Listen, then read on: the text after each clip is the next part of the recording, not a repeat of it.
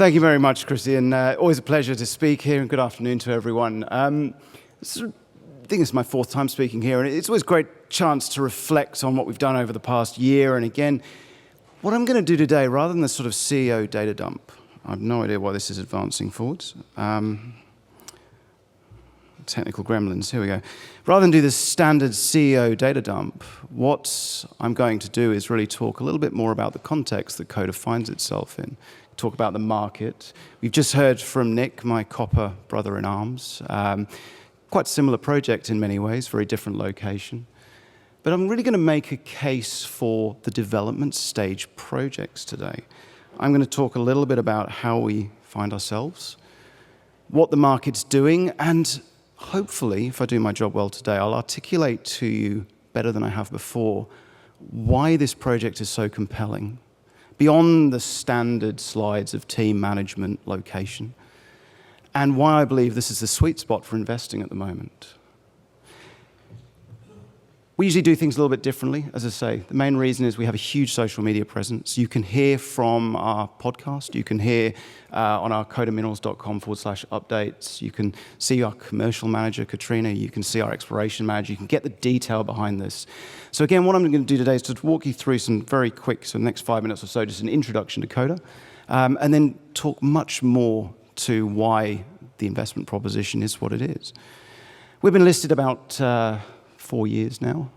Quite disciplined for a company that's been listed as long as we have, and at the development stage we are. Just 250 million shares on issue. Pretty solid cash balance at 5 million. We have very supportive brokers. We recently made some changes in that area, and it's working very well for us.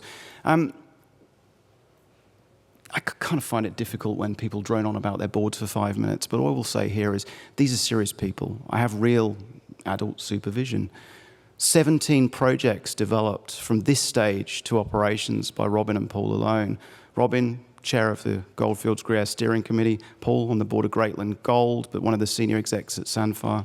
Colin, 28 years, I think, at Newcrest, and currently on the board of Ramelius. Serious people who do not lend their names and do not oversee projects which are not real and not moving forwards. Keith, our chairman, former chair of Deloitte, over $1.5 million invested of his own money into this company.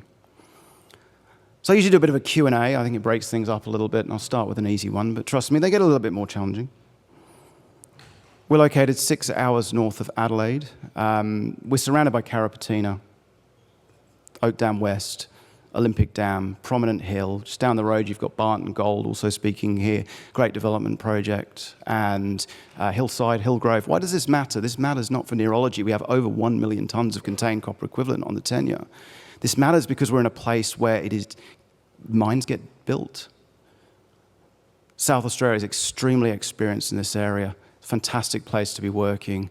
And this is, in my opinion, the best place on the planet to be developing a mine right now. No point being in a good place if you haven't got the assets to back it up. We have 3 open pits, 1 underground. Average mine grade of copper globally is about 0.57%. Our open pits, solidly over 1% in the production plan, the production target.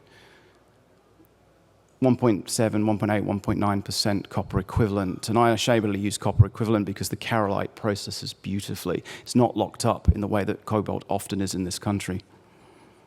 Great thing about open pits is they provide revenue whilst you're building your decline to your flagship project, which is 400 meters underground. Now, I know we got famous about 3 years ago for a hit in the basement at 800 meters. None of what I'm talking about today involves that deposit, the deeps. This is all the shallower stuff. So even the underground is only at 400 meters, which, believe you me, is a beautiful mining depth. 40 million tons at 1.9% copper equivalent. The mine plan currently optimized about 32 million tons at 1.8. Really solid, globally comparable mined grades. So you can see here our inventory. And I'm going to pause a little bit and talk about the market. Not for long.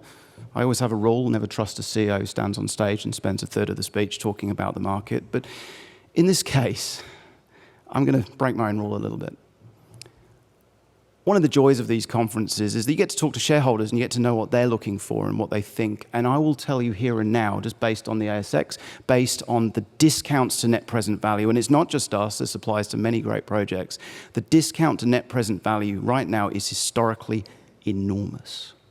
Coda is currently trading at a 98% discount to net present value. Why? Well, the first is the fashion is against development projects. There's this perception that they can't move through because of the lack of capital. Nick talked very eloquently about where they're getting their capital from. I'll summarize at the end of this with a little bit more about that ourselves. I'm told that drilling is where the excitement is. And drilling is, don't get me wrong, exploration, discovery is the lifeblood of success. But we crunched some numbers, and last year, 92 companies presenting. The average return overall was 15%. So if you invested $100,000 in all the companies presenting, you would have the princely sum of $115,000 this year. That's about a Vanguard fund return, right? So what we're looking for are the big 10-baggers in exploration, but there was only one out of the 92. One 5-bagger, 10 doubled the money. So how are you going to pick those? Well, I can't comment on that because I'm not running an early-stage exploration company. What I can comment on is what I look for. The development companies, and not just Coda. I'm making a very strong case for all of the development companies. We've got resources. We have scoping studies and pre-feasibility studies signed off by competent persons, if done properly, and they should be. Every sentence in that scoping study has been verified back to a statement, backed by fact, backed by a competent person. You've got a net present value, you've got an IRR. It doesn't have to be found, there's no exploration risk. Depending on the stage, there are other risks. So a little bit of what I'm going to talk about for the rest of this speech is really how we are approaching the de-risking of that, because the prize for picking the right projects and for going on that journey as you remove that enormous discount. As I say, Coda is trading at an enormous discount to net present value. But it's not just us. Every single one that I looked at, decent projects, are trading at huge discount to net present value. So what is a net present value? Well, generally in this space, it is the value of the project at FID, so at the point you commence development, is how we usually pick it, including the payback of capital and including the cost of that capital, including the risk.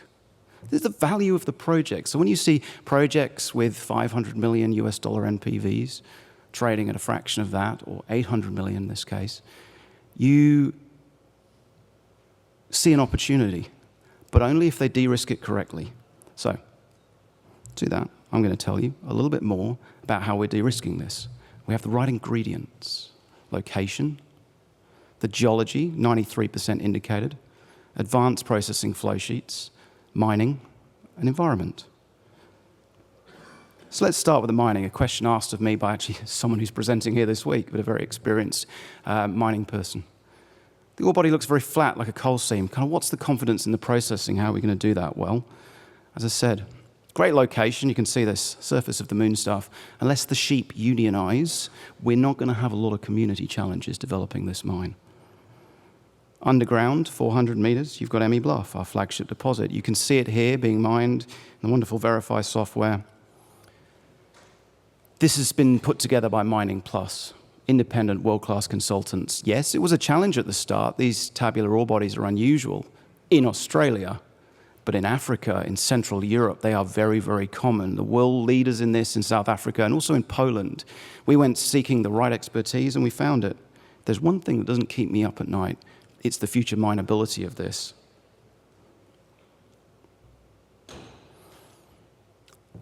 The open pits are the open pits, I will add. They're relatively simple, they're shallow, they're high grade. Copper cobalt. Again, this can be challenging. And there is no doubt that if it was copper gold, our lives would be a lot easier at Coda. But our challenge is also a huge advantage. This isn't locked up with iron sulfides. This is carolite. This is your Poland, Germany, DRC Zambian style of carolite. It processes beautifully. Let me tell you a nice catalyst, something that we're really working on at the moment. You see that section there on the right of the screen, flotation and Albion? That's about $170 million Aussie of capital.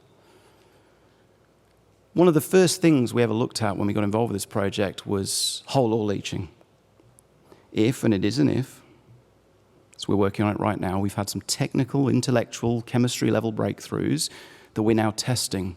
If we can remove that section of capital, still going downstream, and replace it with some poly tanks, they don't cost much, I assure you, then the opportunities there are wild. Huge reduction in CapEx. We're targeting a huge recovery improvement as well. Current recovery is about 80%, 82% across the I think that's okay, that's good, it's world standard, but obviously there is mathematical and real room to improve. So we're targeting improved recoveries as well. So there's a huge catalyst there. We're working on it. I'm waiting on results at the moment. We haven't put out much to market. This is a watch this space. It's a risk, but it's only a risk in the context that if it doesn't work, you're still back at a standard, vanilla, well-understood flow sheet used all over the world, and those are the economics, which I'll talk to now. That Carolite also helps the economics because it makes us eligible for future Made in Australia credits, which, with the Labor government getting back in, means that's pretty secure now. So what are the financial metrics? $1.2 billion pre-tax, 802 million Aussie dollars post-tax. It's what I call peer comparable. Those who were paying attention 20 minutes ago will probably remember. But many, many very excellent projects have these sort of 30 to 35% IRRs, solid paybacks, financeable CapExes, and we did this at 0.68. As Nick said, you know, the current spot prices really help. Current FXs really help as well. Production, good, solid mid-size, tier 2 kind of development project, 27,000 tonnes per annum. One of the reasons why we're also friendly in copper, we all get on and we all support each other, is because we know that you're going to need a lot of Codas and a lot of the other development projects to replace the fact that nearly 80% of the world's copper is produced by about 20 companies. Huge concentration at the top end, those mines are depleting. We need these style of projects for the future of copper. And this one, I think if people understood how challenging some projects are to develop, they would maybe value things differently. And again, we really have huge advantages here. Sovereign risk, it's South Australia. It is, in my opinion, the best place in the world to develop a mine. Heritage. The traditional owners, wonderful people, they've been on the journey through Carrapateena, they're used to mines, pro-mining, provide a huge amount of skilled labour. Environment and community, as I said, unless the sheep unionise, we're probably pretty good on that front. The closest town is Woomera, the next closest town is Port Pirie. And infrastructure like you wouldn't believe on this site, absolutely phenomenal levels of infrastructure, huge power. The water desal pipeline that's planned in South Australia goes past our front door. The road goes past our, Stuart Highway goes past our front door. All right, just to wrap up, just a couple of minutes. Let's get real. How do we remove that risk discount? You've got the kind of ChatGPT written. It wasn't written, but half of these slides are the same, right? It's an innovative board. Yeah, everyone's got that. Experienced board. Yep, cool. Call the asset. Well, otherwise you wouldn't waste your time standing on the stage. What's the spark? Well, the spark for us is the stage. The spark for us is what we've done to de-risk this project, what we're still doing, some of the very real work in the area of metallurgy, but generally moving this forwards. What's it going to take? We're going to need the right funding deal. One of the hardest things about my job is that often so much of it happens behind closed doors. You can't tell people stuff that's ongoing based on continuous disclosure rules. The amount of work, thinking, and effort that is going into making sure we get the right path forwards, and make no mistake, I believe we will. Your decision. Do I believe in the development projects, which are so unfashionable at the moment, taking such a discount? Do I believe this will be a mine one day? I certainly do. Do I trust in the management team, and in our case, a team that's 5 times the resources, developed mining plans, processing plans, and that processing was hard. When we got involved with this project, the recoveries were woeful. They're now well solidly in the 80s, and we're targeting higher. Do I believe in that team to be able to deliver the next piece in the puzzle, which will be the right, because you can do a funding deal, trust me, but the right funding deal that will deliver value for shareholders? I believe we can, I believe we will, And when I get back off the stage, I'm going to get back to doing that. So thank you very much. Come and see us at the booth. Appreciate your time. Check out our podcast, codaminerals.com/updates. And I look forward to meeting all of you and talking to people, and questions always welcome. Thank you.